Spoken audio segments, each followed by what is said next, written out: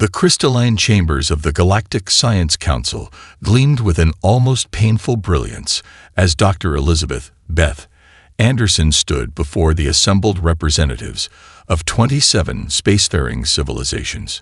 Her heart thundered in her chest, but her voice remained steady as she projected the final equation onto the quantum holographic display. Distinguished members of the Council, she began, her green eyes scanning the diverse array of beings before her. What you're looking at isn't just another proposed drive system. It's a fundamental reimagining of how consciousness interacts with space-time. A murmur rippled through the chamber. The Mechanian representative, a towering mass of living metal and logic circuits, raised an appendage that sparkled with data light. Dr. Anderson, your equations suggest a violation of at least 3 universal constants. The math is, to use your human terminology, impossible. Beth allowed herself a small smile. Exactly. The chamber erupted in a cacophony of translated objections. Only 2 beings remained silent. A crystalline entity named Furex, who studied her with multifaceted eyes that seemed to pierce through space and time itself, and the ancient logician observer, whose gray, almost liquid form remained perfectly still. The human mind, Beth continued over the dim, is unique in its ability to hold contradictory ideas simultaneously. We can understand that light is both a particle and a wave. We can grasp infinity while living in a finite space. These aren't flaws in our thinking. They're the key to a new type of faster-than-light travel. She gestured, and the hologram transformed into a visual representation of her theory. Quantum strings danced and twisted, influenced by the paradoxical nature of human consciousness. We've all accepted that observation affects quantum states, she pressed on. But what if we could harness our ability to believe in mutually exclusive possibilities, to exist in a state of controlled cognitive dissonance? The Mechanians' lights flickered in what Beth had learned was their expression of frustration. You propose to power a starship with illogic. I propose to power a starship with the most powerful force we've never fully understood, the human mind's ability to transcend logic itself. The logician observer finally moved, its form rippling like mercury under harsh light. This is dangerous nonsense, it stated, its translated voice carrying an edge that made several representatives flinch. The universe operates on immutable laws. To suggest otherwise is not just wrong. It is potentially catastrophic. Beth had expected this reaction, but the next voice that spoke surprised her. I find this intriguing. Furex chimed in, their crystalline form refracting light in complex patterns that the translation matrix interpreted as deep interest. The quantum realm has always defied our attempts at pure logical understanding. Perhaps there is merit in approaching it through paradox. The logician observer's form darkened ominously. Merit. This human proposes to tear at the fabric of reality itself. No, Beth interjected, her voice stronger now. I propose to work with reality as it actually is, not as we've assumed it must be. The universe isn't a machine running on perfect logic. It's a dance of possibilities, probabilities, and paradoxes. Humanity's flawed way of thinking might just be the perfect tool for understanding it. She brought up her final slide. The preliminary results from her prototype tests. The data was small-scale but undeniable. Objects exposed to fields generated by focused paradoxical thinking had exhibited behavior that should have been impossible. The chamber fell silent as the representatives processed the information. Beth could see the conflict in their reactions. The data was clear, but it contradicted everything they thought they knew about physics. Furex moved closer to the display, their crystalline form humming with frequencies that the translation matrix couldn't quite process. Dr. Anderson, they said finally, I believe you may have discovered something profound. Whether it's profoundly brilliant or profoundly dangerous remains to be seen. The logician observer's form had gone almost black. Without another word, it glided from the chamber, but Beth caught its last transmission to the council database. Humanity bears watching. This research must not continue. Beth felt a chill run down her spine, but she stood her ground. She'd known this wouldn't be easy. Revolutionizing physics never was. But as she looked at her data one more time, she knew she was right. The human mind's greatest weakness might just be its greatest strength. And she was going to prove it, whether the universe was ready or not. The Arizona desert held its secrets well. 300 feet below the scorched earth, Dr. Elizabeth Anderson watched as Jack Morrison cursed at his latest creation. The machine, a twisted mass of quantum coils and consciousness sensors, had just exploded for the third time that week.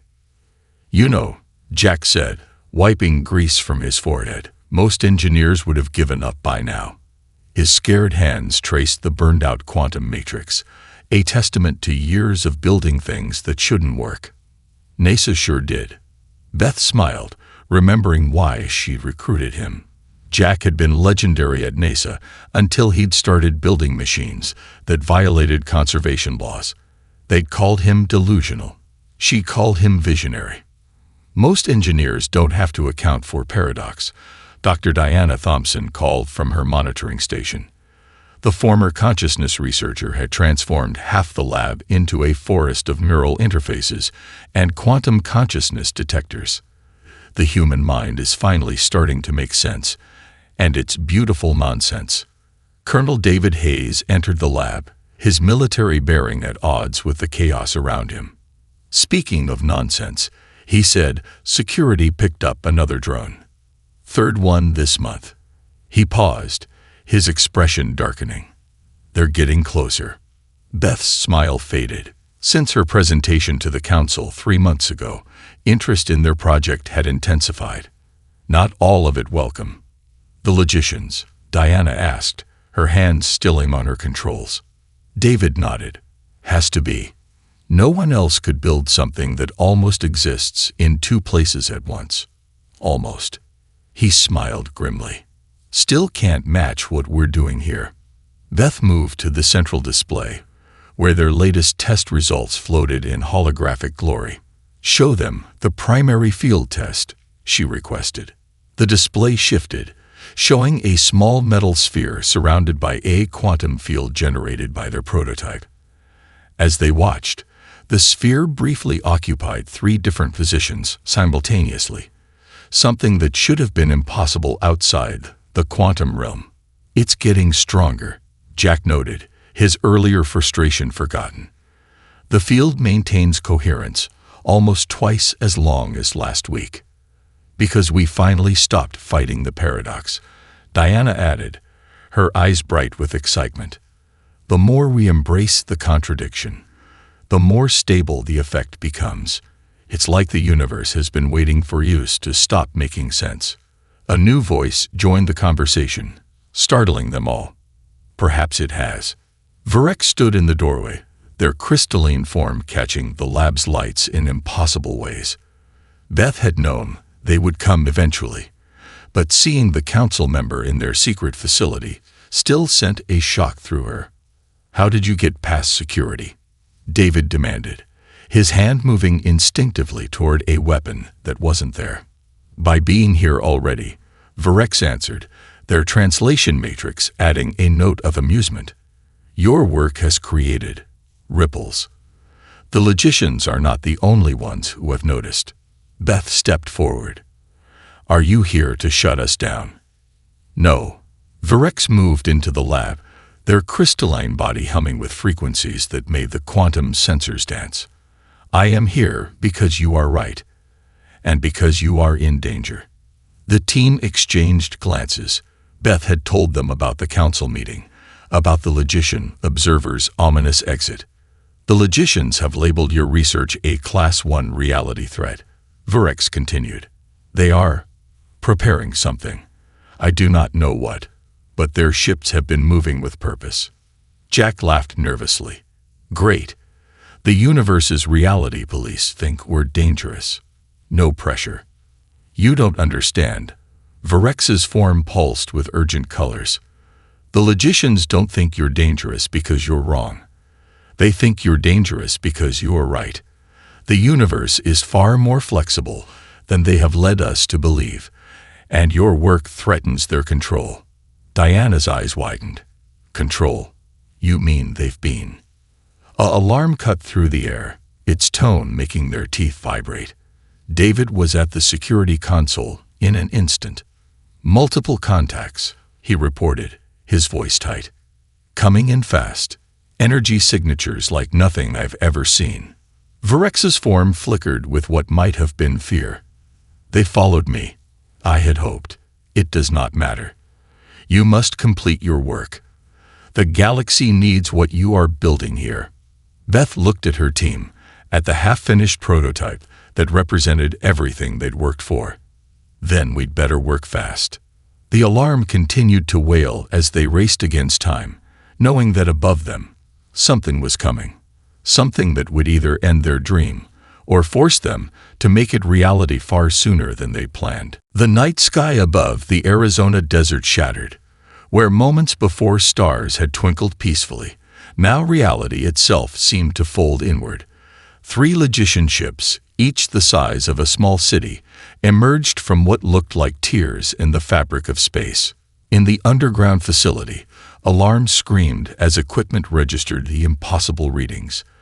They're doing something to local space-time, Diana reported, her fingers flying over the controls.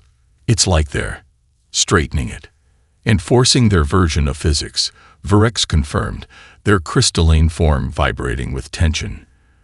They will expand the effect until your work becomes impossible. Beth watched as the primary test chamber's quantum field fluctuated wildly.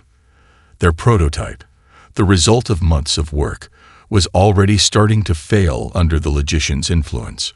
Jack, can we shield against this? With what? Jack's hands moved frantically over the machine. They're rewriting the laws of physics. It'd be like trying to shield against reality itself. Above them, the desert night transformed. The moon, previously a gentle crescent, suddenly changed. Its surface smoothed as the logician's effect reached it, all the ancient impact craters and Maria vanishing in an instant. They're removing what they considered geological paradoxes, Virex explained, horror in their translated voice, imperfections in their view of how gravity and collision physics should work. Colonel Hayes' voice cut through the chaos. We've got company. Ground teams moving in from all directions. And something else. He gestured to the security feeds, where strange, mercury-like forms flowed across the desert floor. I don't think our weapons will do much good. Beth made a decision. Diana, initiate final protocol. Jack, bring the prototype to full power. We won't get another chance. David, buy us time. With pleasure. Hayes grinned, hitting the base's defense controls. Hidden turrets emerged from the desert floor, not firing traditional ammunition, but instead launching quantum scrambled fields that their research had accidentally created. The logician ground forces hit the fields and stumbled, their perfect forms momentarily disrupted by the controlled chaos. But it wouldn't last long. Beth, Diana called out. The neural interface is ready, but it's going to take all of us. The prototype needs a stronger paradox than we've ever generated. Everyone in position, Beth commanded. Virex, we could use a non-human perspective in the mix. The crystalline being moved to one of the interface pods. I begin to understand why they fear you so much. They observed.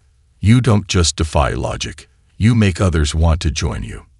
The team connected to the prototype as the facility shook around them. Through the neural link, Beth could feel everyone's consciousness merging, creating a web of beautiful contradictions. Jack's ability to believe in machines that shouldn't work. Diana's grasp of how consciousness both was and wasn't physical. David's experience of being in multiple places during his anomaly encounter. Virex's alien perspective that somehow made their human paradoxes even stronger. Above them, the logician ships began their final approach. The very air seemed to crystallize as they imposed their version of physics on the world. "Now," Beth shouted, both in voice and mind. "Everyone focus on the core paradox.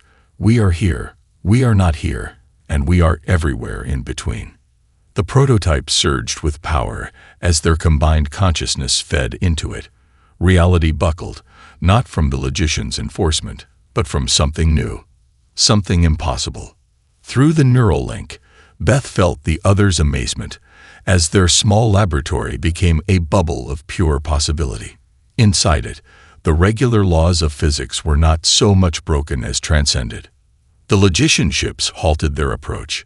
For the first time in known history, their perfect logic had met something it couldn't process, a space where multiple contradictory states existed in harmony. "It's working," Jack yelled in triumph. "The field is self-sustaining." But Beth could see through the monitors that their victory had only enraged the logicians further. The ships were powering up weapons that could theoretically erase their quantum bubble from existence. "Time for Phase 2, she said, her voice steady despite the fear. "Let's show them what happens when humanity stops playing by the rules." The prototype hummed, its power growing as they prepared to do something that even they weren't sure was possible. But then again, impossible was what humans did best. "The ship isn't ready," Jack shouted over the shriek of tearing metal. Above them, the logician's reality enforcement field was peeling away layers of their underground facility like pages from a book. "We haven't even installed the life support systems." Beth's mind raced as she led her team through the emergency tunnels toward their hidden hangar. The prototype had been successfully miniaturized and installed in their experimental vessel, but Jack was right. The HSS paradox was far from complete. "Life support is just engineering," she called back. "Right now, we need to focus on the impossible part." Behind them, Mercury-like tendrils of logician ground forces began seeping through the walls. David fired his quantum scrambler, buying them precious seconds as the liquid metal beings temporarily lost cohesion. "Beth." Diana's voice was tight with concentration as she ran. "The neural network is online, but it's unstable. We'll need something stronger than our previous paradoxes to break free." They burst into the hangar where their ship waited. The HSS paradox wasn't much to look at yet. A rough, almost cylindrical shape with the prototype drive mounted where a traditional engine should be. Its hull was covered in neural interface nodes that Jack had installed just days earlier. Virex's crystalline form pulsed with urgent frequencies. "The logician ships are moving to surround us. Once they complete their formation, their combined reality enforcement will make escape impossible." "Everyone inside," Beth ordered, practically pushing her team through the ship's main airlock. "Jack, get us power." Diana, neural interfaces online. David, defend the ship, already on it. He posted himself at the internal defense station, though they all knew conventional weapons would mean nothing in what was coming. The ship's systems came online with a hum that seemed to resonate with their very thoughts. Beth felt the neural interface connect, linking their minds not just to each other, but to the paradox drive itself. Through the external cameras, they watched as the hangar ceiling began to disintegrate, revealing the three massive logician ships, now positioned in a perfect triangle above them. "They're beginning the final reality lock," Virex warned. "We have perhaps 30 seconds before." The air itself seemed to crystallize as the logician's power reached toward them. Beth felt the neural interface flicker as local physics began to rigidify. "Everyone," she called both aloud and through their mental link, "we need the strongest paradox we've ever generated, something so impossible it breaks through their enforcement." "How about this?" Jack's voice was strained but determined. "We're moving and perfectly still. We're inside the ship and outside it," Diana added. "We're in Arizona and already gone," David contributed. We are one, and many. Virex's alien consciousness added a new dimension to their shared impossibility. Beth felt their paradoxes building, combining, but the logician's reality lock was almost complete. They needed something more. We are the paradox, she shouted, throwing her own consciousness fully into the link. We are bound by physics and free of it. We accept their laws and defy them. We err. The world exploded into possibility. Later, none of them could quite agree on what happened next. Jack swore they phased through solid matter. Diana insisted they folded space. David claimed they existed in multiple times at once. Virex simply hummed in frequencies that the translation matrix couldn't process. What they all agreed on was that the HSS paradox, in its first real flight, did the impossible. It existed in multiple states, and none of them slipped between the logician's perfect formation by being everywhere and nowhere, and broke free of Earth's gravity by simultaneously obeying and ignoring it. As they emerged into open space, Beth looked at her team's awestruck faces and the stunned silence from the pursuing logician ships, and smiled. Well, she said, as reality rippled around their quantum wake, I think we can call that a successful test flight. David laughed. But where are we going?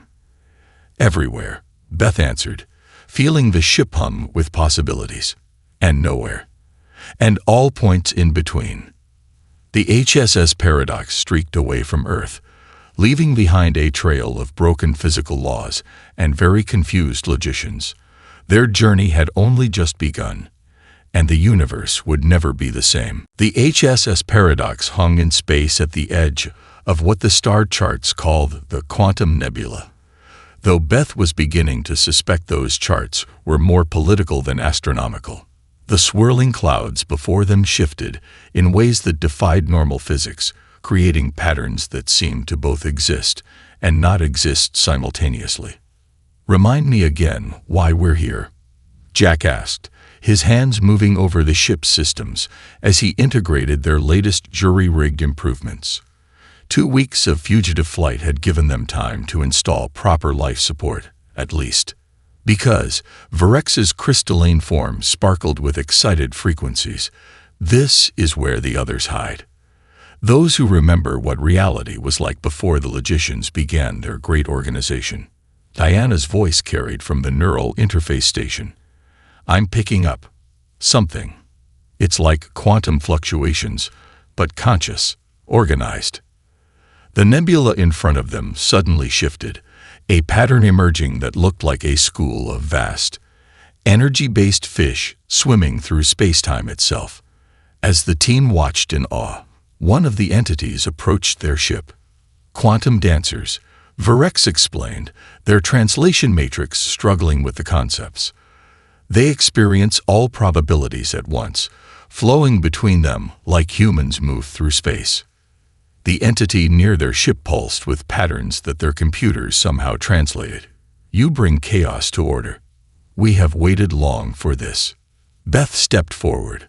We're looking for others who understand that the universe is more complex than the logicians allow. We have a way to break their control, but we need help. The quantum dancer's response came in waves of possibility. Show us your dance of chaos. Jack, Beth called, power up the paradox drive. Let's show them what humans can do. The drive hummed to life as the crew linked through their neural interface. They had grown better at this, learning to layer their paradoxes in ways that created stable fields of impossible reality. The HSS paradox began to shift, existing in multiple states that should have been mutually exclusive. The quantum dancers responded, their own natural state of probability flux harmonizing with the ship's field. They're beautiful, Diana whispered. Her consciousness merged with the ship's sensors. Their entire civilization is built on quantum uncertainty scaled up to the macro level. A new presence made itself known. A group of crystalline beings similar to Virex, but far larger, their forms containing what looked like captured moments of time. The Time Weavers, Virex hummed in recognition. My people's ancient cousins, who chose to study time's flow rather than space's structure. One of the Time Weavers approached, its voice resonating through their ship. The logicians forced us to hide when we refused to accept their linear causality. But you bring something new. Not new, came another voice, as space itself seemed to think and speak. The nebula around them formed into vast, living networks that the sensors identified as the Dream Architects, beings of pure thought who had learned to shape local reality through collective imagination. Not new, the Dream Architect continued, but remembered. The universe was always meant to be free, to dance between states, to dream new laws into being. The logicians did not create order. They imprisoned reality itself. David, who had been quiet during the exchange, suddenly straightened at his station. Multiple contacts, logician scout ships, at the edge of the nebula. They must have tracked our quantum wake. The various species reacted as one, their different forms of reality manipulation, creating a swirling defense of probability, time, and dream stuff around the HSS paradox. Wait, Beth called out. We didn't come here to hide. We came to build something. Together, we might have the power to do more than just evade the logicians. The quantum dancers swirled in agreement. Yes, it is time to stop running. Time to start dancing. The Time Weavers chimed. Time to dream new dreams. The Dream Architects resonated. Beth felt the neural interface hum with new potential as their allies' consciousness began to merge with their own. Jack, Diana, David. Let's show them what happens when human paradox meets quantum dance, time weaving, and reality dreaming. The HSS paradox's drive spun up, but this time it was different. This time, they weren't just defying physics. They were about to rewrite it. The deep core of the quantum nebula pulsed with colors that had no names in human languages. The HSS paradox drifted through streams of pure possibility, its hull resonating with the combined consciousness of its human crew, their alien allies, and something else, something ancient that dwelt in the heart of this impossible space. The readings are off the charts, Diana reported, her voice filled with wonder as she monitored the neural interface. It's like reality itself is more fluid here, more alive. A quantum dancer coiled around their ship in protective spirals of probability, while Time Weavers created a bubble of stretched moments, giving them time to study the phenomenon. The Dream Architects had gone silent, their vast networks of living thought seemingly in communion with the nebula itself. Virex, Beth called, noticing how their crystalline ally had begun to resonate at new frequencies. What aren't you telling us? This place.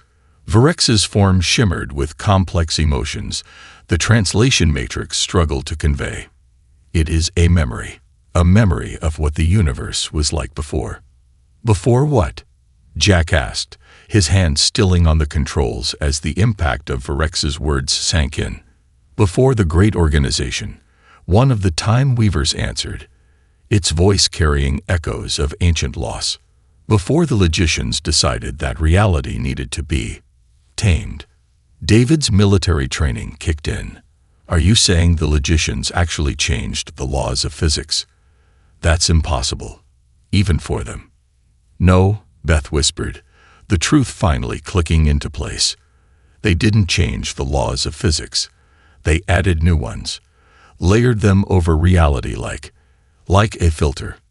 The Dream Architects' thoughts resonated through their neural link. Yes, reality was once fluid, dynamic, alive with possibility. The logicians found this chaos disturbing. They created a framework of artificial constants, imposed order where there was once freedom. Jack laughed, but it was a laugh of dawning understanding rather than humor. That's why our paradox drive works. We're not breaking the laws of physics. We're breaking through their artificial constraints to touch the real universe underneath. The center of the nebula suddenly lit up with purpose, and through their combined consciousness, they all felt it. The true nature of space-time, unfettered by logician control. It was beautiful, terrifying, and familiar all at once. This is why they fear us, Diana realized, her eyes wide. Human consciousness, our ability to hold paradox. We're naturally attuned to the universe, as it really is. A surge of energy passed through the ship as the dream architects made contact with something vast and ancient in the nebula's heart. Images and sensations flooded through the neural interface. The universe as it had been, wild, free, and infinitely creative. The logicians rise to power, their fear of chaos driving them to impose false order. The great organization, reality itself being bound by artificial laws, forced into predictable patterns. And now, a chance to break those chains. My God, Beth breathed, understanding the full scope of what they'd stumbled into. The universe doesn't want to be ordered. It wants to be free. The ship's paradox drive suddenly spun up of its own accord, resonating with the primal forces around them. Every monitor showed readings that should have been impossible, but only according to the logicians' imposed laws. "We're recording everything," Jack confirmed, his engineering mind already racing with the implications. The basic structure of reality, the true constants, or rather, the lack of them. "The question is," David said, his tactical training focusing on their next move, "what do we do with this knowledge?" Beth stood at the center of their bridge, feeling the combined consciousness of humans and aliens alike, all focused on this moment of decision. "We show everyone the truth. We prove that the logicians haven't been protecting reality. They've been imprisoning it." The HSS Paradox's drive hummed with new purpose as the crew and their allies prepared for what would come next. They had found more than just allies in this strange space. They had found a mission. The galactic core blazed before them, its light distorted by layer upon layer of logician reality enforcement. The HSS Paradox led a fleet unlike any the universe had seen before. Quantum dancers flowing through probability, time weavers bending causality, dream architects reshaping local space, and dozens of other species who had hidden from the logician's order. "Their main computational center is just ahead," Virex reported, their crystalline form resonating with determination, "the source of their reality enforcement grid." Beth watched as the massive structure came into view, a perfect geometric shape that somehow hurt to look at, as if it was too ordered for reality to accept. Surrounding it was the largest fleet of logician ships ever assembled. "They know we're coming," David said from his station, his military experience reading the enemy's formation. "But they don't know what we can do now." Jack's hands danced over the engineering controls, the paradox drive humming with power they'd never dared use before. Neural interface at maximum capacity, everyone ready to break some laws of physics. "Not break them," Diana corrected, her mind already merged with the ship's systems. "Free them." The logician fleet moved first, their ships projecting fields of pure order that began to crystallize space itself. But this time, the rebels were ready. "Now," Beth commanded, both verbally and through the neural link that connected their allied fleet. The HSS Paradox led the charge, its human crew's mastery of paradox creating a wake of pure possibility. Behind them, the quantum dancers wove through the rigid space, their natural state of probability fluxed, disrupting the logicians' attempts to lock down reality. Time weavers created bubbles where cause and effect flowed in all directions, making the logicians' perfectly predictable weapons fire before they shot or missed targets that hadn't yet moved. Dream architects reshaped local space, creating paths that were both there and not there. "Their formation is breaking," David called out, as the logician ships struggled to maintain their perfect geometric patterns in the face of pure chaos. But the logicians had one more trick.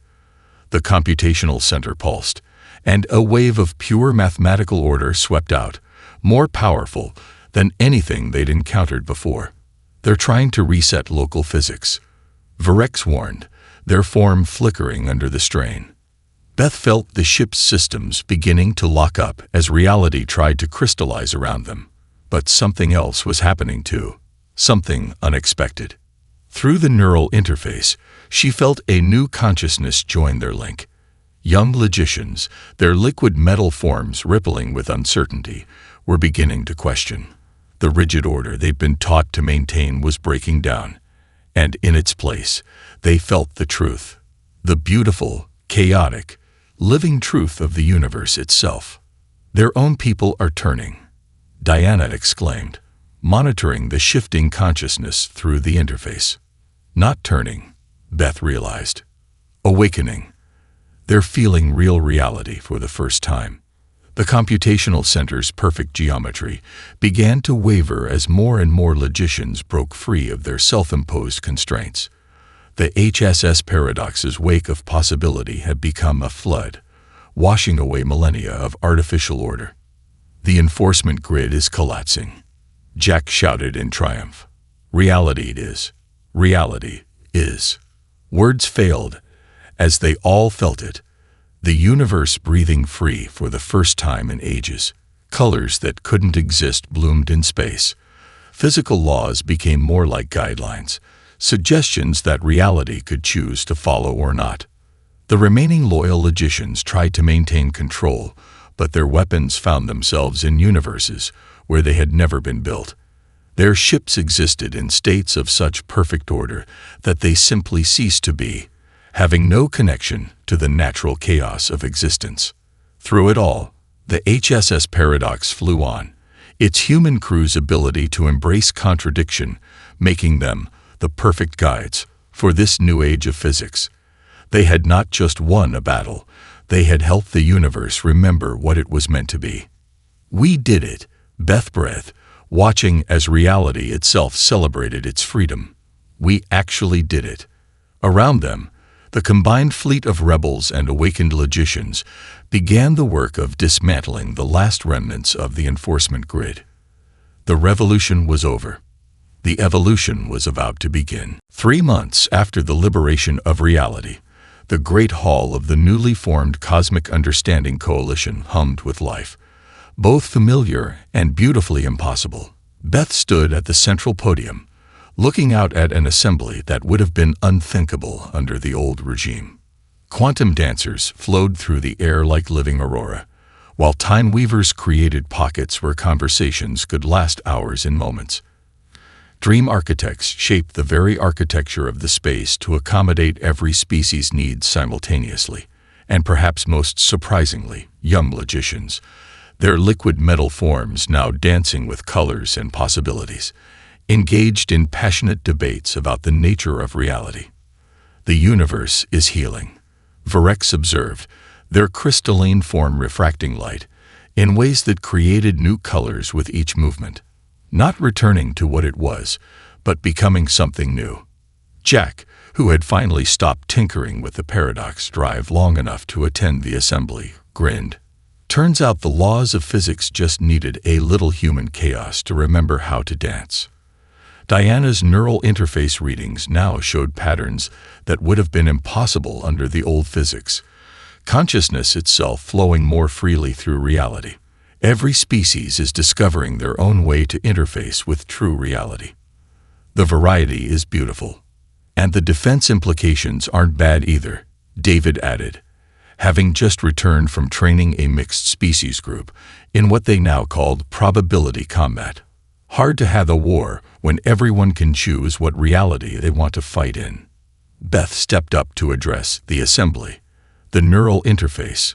They all still wore, allowing her words to be understood by every form of consciousness present. 6 months ago, I stood before a different council and proposed something they thought was impossible," she began. "Today, we know better. The impossible isn't a limit, it's an invitation." The HSS paradox, visible through the hall's living windows, had become a symbol for this new age. Its hull now rippled with quantum effects, its very structure both solid and fluid, a testament to what was possible when order and chaos worked together. Humanity's gift to the galaxy wasn't just the paradox drive, Beth continued. It was the reminder that the universe isn't something to be controlled or ordered. It's something to be explored, questioned, and sometimes contradicted. She gestured to where several young logicians were working with a group of dream architects, their combined abilities creating stable bubbles of alternative physics for different species to use. We're learning that reality isn't a single set of laws, but a conversation between all forms of existence. Every species brings their own perspective, their own way of dancing with the possible and impossible. The assembly hummed with agreement, consciousness of all types resonating with the truth of her words. Even now, new ships were being built, each incorporating different approaches to reality manipulation. The HSS paradox had been just the beginning. But our greatest discovery, Beth said, her voice carrying the weight of hard-won wisdom, is that the universe doesn't need us to make sense. It needs us to make wonder. As if in response, reality itself seemed to shimmer around them. Through the neural interface, they could all feel it, the joy of a universe finally free to express all its possibilities. Jack had already started sketching plans for new ships. Diana was developing ways to help different species share their perspectives on reality. David was creating security protocols that worked across multiple states of existence. And Virex was leading a movement among their people to explore art that could exist in quantum superposition. Beth looked out at what they had helped create. Not chaos, not order, but a harmony of infinite possibilities. The paradox drive had shown them the way, but it was just the first step on an endless road of discovery. So, she concluded, feeling the future opening up before them, like a flower of infinite dimensions, who's ready to see what's really possible? The response came not in words, but in a wave of pure possibility, as every being in the assembly reached out to touch the truth they now shared. The universe was not a problem to be solved, but a paradox to be lived, and humanity had helped them all remember how to live it.